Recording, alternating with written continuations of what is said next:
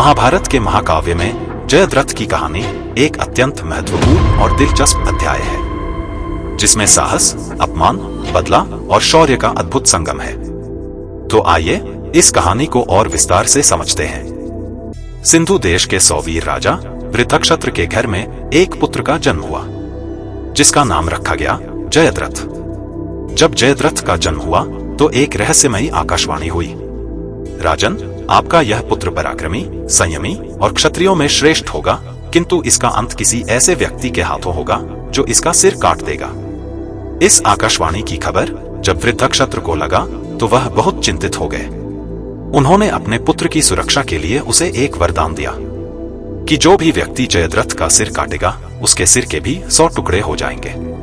आपको बता दूं, इस वरदान ने जयद्रथ को लगभग अमर बना दिया, उसे निर्भीक और साहसी बना दिया, जो उसकी कहानी का एक महत्वपूर्ण पहलू भी है। जयद्रथ का विवाह कुरुवंश के राजा धृतराष्ट्र की पुत्री और दुर्योधन की बहन दुशाला के साथ हुआ था। इस प्रकार जयद्रथ कौरवों का रिश्तेदार भी बन गया था। वह पराक्रमी तो था ही, लेकिन स्त्री के प्रति आकर्षण में वह लोलुप भी था। आपको बता दूं, स्वयंवर में द्रौपदी को देखने के बाद से ही जयद्रथ के मन में उसे पाने की अभिलाषा जाग उठी थी। जब पांडवों ने द्यूत में सब कुछ हारकर वनवास स्वीकार किया और पांडव द्रौपदी के साथ सिंधु राज्य के समीप ही वन में निवास कर रहे थे, एक दिन जयद्रथ उधर से गुजर रहा था। उसने द्रौपदी को अकेले देखा और तुरंत उसे पाने की इच्छा से प्रेरित होकर द्रौपदी के सामने प्रस्ताव रखा कि अब पांडव राज्यविहीन हो गए हैं, इसलिए उसे छोड़कर उसकी पत्नी बन जाए। द्रौपदी, जो पतिव्रता और दृढ़ निश्चयी थी, उसने जयद्रथ के सभी प्रलोभनों को ठुकरा दिया। जब द्रौपदी ने उसके प्रस्ताव को अस्वीकार कर दिया तो जयद्रथ ने क्रोधित होकर उसका अपहरण कर लिया।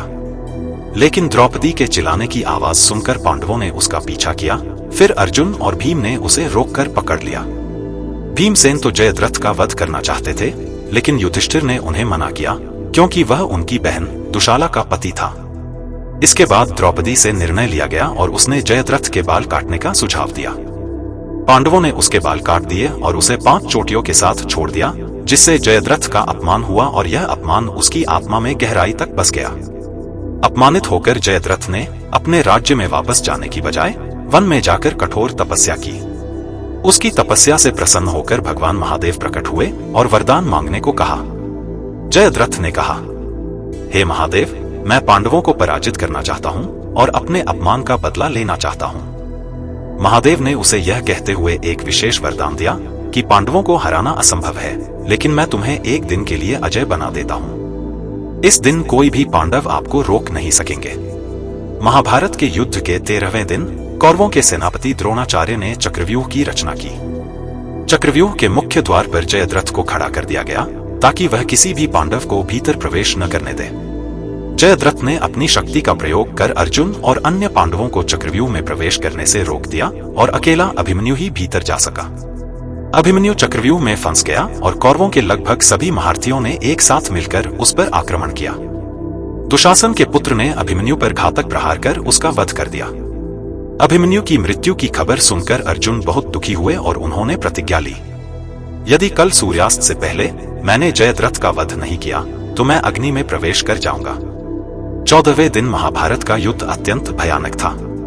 जयद्रथ को 7 महारथियों कृपाचार्य, कृतवर्मा, अश्वत्थामा, कर्ण, शल्य, दुर्योधन और दुशासन ने चारों ओर से घेर लिया था। अर्जुन ने सूर्यास्त से पहले वध की प्रतिज्ञा ली थी, लेकिन समय तेजी से बीत रहा था और सूर्यास्त निकट था।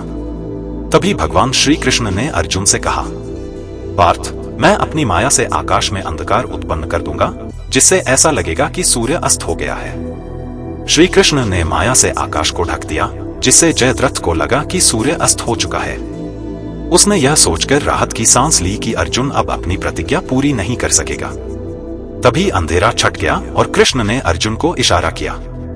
अर्जुन ने तुरंत अपने दिव्य बाण से जयद्रथ का सिर काट दिया, लेकिन कृष्ण ने उसे निर्देश दिया कि वह बाण इस प्रकार चलाए कि जयद्रथ का सिर धरती पर न गिरे, क्योंकि वृत्रक्षत्र का शाप था कि सिर के धरती पर गिरते ही सिर काटने वाले का सिर भी 100 टुकड़ों में बिखर जाएगा। अर्जुन का बाण इस प्रकार चला कि जयद्रथ का सिर उसके पिता वृत्रक्षत्र की गोदी में जा गिरा और वृत्रक्षत्र ने शाप के अनुसार सिर गिरते ही प्राण त्याग दिए। इस प्रकार अर्जुन ने अपनी प्रतिज्ञा पूरी की और अपने पुत्र अभिमन्यु का प्रतिशोध लिया। जयद्रथ की कहानी वीरता, शाप, वरदान और प्रतिशोध की गाथा है, जो महाभारत के इस महाकाव्य को और भी गहन और दिलचस्प बना देती है। इस कहानी में दिखाया गया है कि अहंकार और अपमान का परिणाम कितना विनाशकारी हो सकता है और न्याय का मर्म अंततः सत्य के पक्ष में होता है। इस प्रकार जयद्रथ का यह प्रकरण महाभारत की महिमा को और भी अधिक बढ़ा देता है।